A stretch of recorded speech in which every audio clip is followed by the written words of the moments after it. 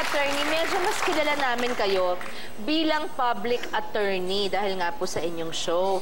Paano naman po ang inyong pagiging private attorney sa inyong asawa at mga anak dahil nabiyayaan po kayo ng ilang anak po? Dalawa po. Dalawa, okay. At kumusta naman po kayo sa bahay? Stricta din po?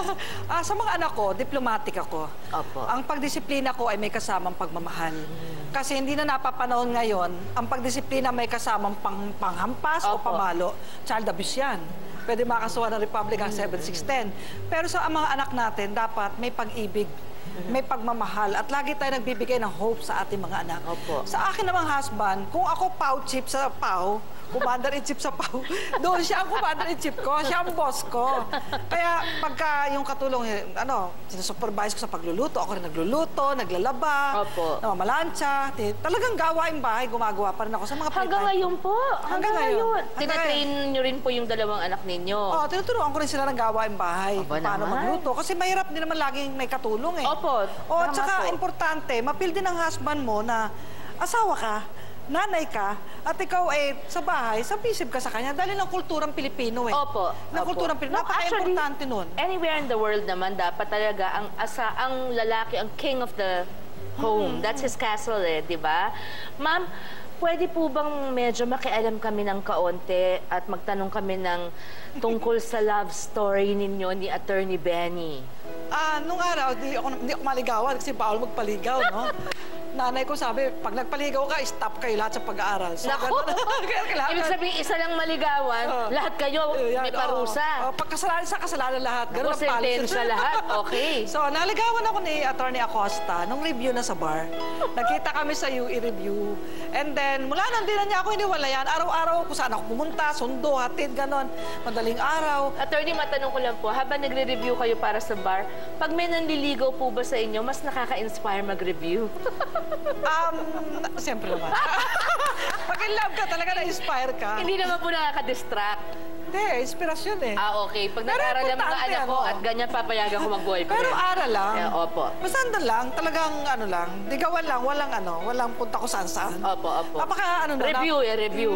Talaga saya pagkasama mo yung mahal mo. Siyempre inspired ka kasi siguro nagtapa ko sa bar, nag-number 4. Nag-number 4 si Attorney sa bar! Ano ba yan? Naku naman. Sabi ng husband ko, pumasa rin siya, kaya lang, hindi siya number 4 sa bar, number 4 sa list ng passer. Number 1 siya sa inyo. Yun naman ang importante. Over the top daw naman siya. Yun naman ang tama. At saka, Attorney, ang inyo daw pong parang theme song ay isang napakagandang awit na talagang walang kasing ganda at pinakamaganda sa lahat ng awit na narinig kong gusto ng kahit sinong panauhin na nagngangalang ikaw. Totoo po ba yun? Totoo yun. Ayan. Talagang ikaw. Siyempre ang umawit yung aking idol na si Miss Sharon. Naku, pwede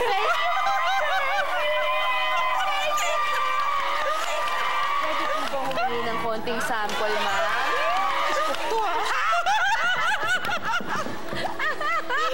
Ano nga ba po, Sharon? Ikaw ang bigay ng may kapal. Tugon sa aking dasal. Nervyos? Naku, wag po! Sa lahat ng panahon, bawat pagkakataon, ang ibigin ko'y ikaw. Thank you, ma'am! Thank you po! Pati yung style mo, ginaya ko talaga dyan pag kinakanta ko yan. Dapat naman po talaga. Naku, dyan naman talaga. Tamang-tama tayo. Kaya ngayon, ang style ninyo naman ang gagayahin ko. Ngayong kasama po namin kayo, Attorney, ito po ang perfect na time para po pakinggan ang isa sa issue ng ating mga kapatid na kailangan po ng advice. Ito po yun. Attorney, pakikinggan naman natin ang mga problema sa pamilya, sa kapitbahay, sa trabaho, o kung ano-ano pa na kailangan po ng madali ang solusyon. Ito po ang tinatawag naming jajajan! Isumbong mo kay Sharon.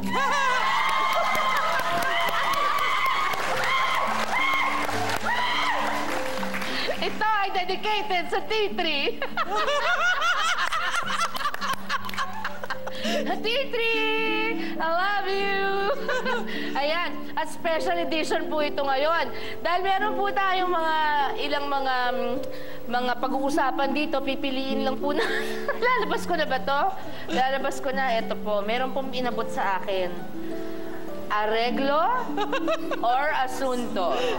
This time, hayaan niyo po sana akong pakinggan ang reklamo. Tapos iisipin ko lang po kung sa akin nangyari, kung sa ka-asunto o ka-areglo mapupunta dapat, attorney. Okay. Unang sumbong, panoorin po natin ang VTR na ito. Ate Sharon, Attorney Acosta, may isusumbong po dapat ako sa inyo. Ano po ang gagawin ko? Kasi ang anak ko po nabuntis ng isang lalaki. Tapos ang lalaki po may asawa, hindi po namin alam. Tapos ginugulo po siya ng asawa ng lalaki. Ano po ang dapat namin gagawin? O, attorney. Baliktad yan ah. Baliktad po yun. Oo. Ang una ko munang gustong sabihin, siguro kasi hindi alam ng anak niya na nagdalang taon na siya pala isang kabit. Yun, hindi niya alam. Hindi niya alam. So, dapat dito, ang lalaki ay iasunto. Oo, yung lalaki. Yung lalaki, wag yung babae. Wag Kasi yung ang babae. nangyayari, ginugulo daw po yata ng asawa ng lalaki ang babaeng naging mistress na wala siyang malay, Oo na nga. siya pala ay kabit. Oo, Hindi oo. po ba? Pero sa oras na malaman niya na may asawa pala, abay dapat naman ay hiwalayan na niya yung lalaki. Opo. Humingi na lang siya ng suporta. Ayun Baka po. naman kaya nagagalit yung totoong asawa. Nalaman na? Nalaman na. Dikit pa siya ng dikit doon sa asawa ng babae. Ayun, aba, Abay, di normal areglo. lang yun. Normal lang magalit yung tunay na asawa. O pag ganun, kamatayan na yun. Ang hirap na ito eh. Okay, eto po, sunod na sumbong. Ate Sharon, Attorney Acosta, may susumbong po sana ako sa inyo. Yung kapitbahay naming lasinggero, pinulutan po yung aso namin. Ano pong dapat kong gawin? Ay! Violation yan. Yan? Violation ng Animal Welfare Act yan. Opo. O, Ano po dapat? Cruelty doon sa hayop. Bakit pinatay at bakit ginawang pulutan? Ano pong dapat dito? Dapat yan, asunto. Asunto. O, asunto yan. Maraming salamat po, attorney. Itutuloy po natin ang sumbungan pa sa aming pagbabalik dito lamang po sa Sharon, kasama mong kapatid.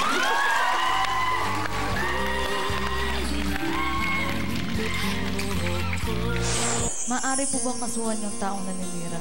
Marami na akong naipasara ng mga Facebook account. Ganun po. Sharon would like to thank